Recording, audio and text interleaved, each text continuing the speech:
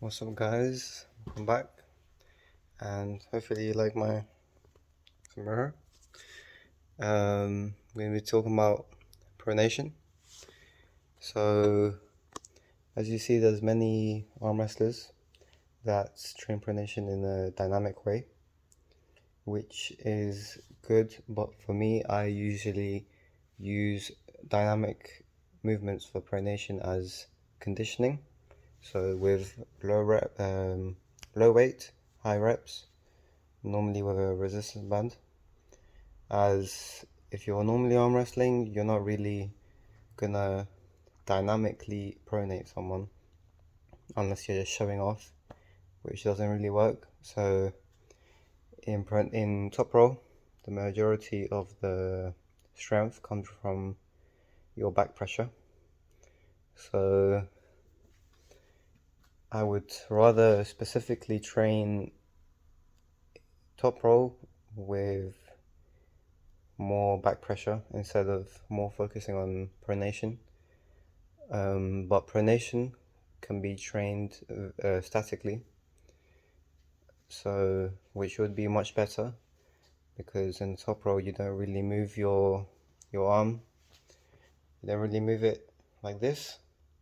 You just keep it that way. You just pull back, and that would attack their fingers. So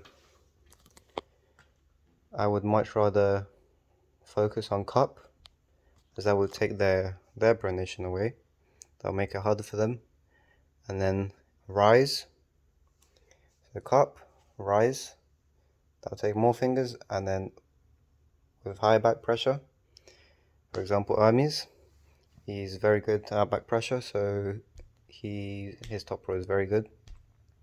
So if you just include all of that with static pronation and slightly dynamic back pressure, as you're not really pulling it towards you, you're more going under the table and pulling it back. So it's going to be static pronation.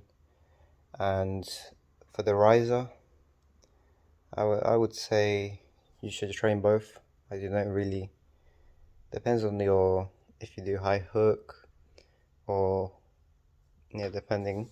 I would train both static and dynamic for riser. And then, that's pretty much it for top row. So overall, I think it's not really much of a pronation move as people may think, but it's also more of a back pressure, and obviously train your side pressure to finish off the opponent. But if you could train pronation in a static way, where you have the weight coming out of the side of your hand, can't really show you, but if it comes off the side of your hand and your hand normally goes supinated, so if you just train statically, you can do small reps, so partial reps pretty much, not even half reps, 8 reps, tiny reps, because you're not really going to be pulling all the way back under the table. We're just rocking back under the table slightly and back slightly for back pressure. And it's also good to train your lats, so you can pull back to the back of the pad. So yeah, thank you for watching. Next will be hook.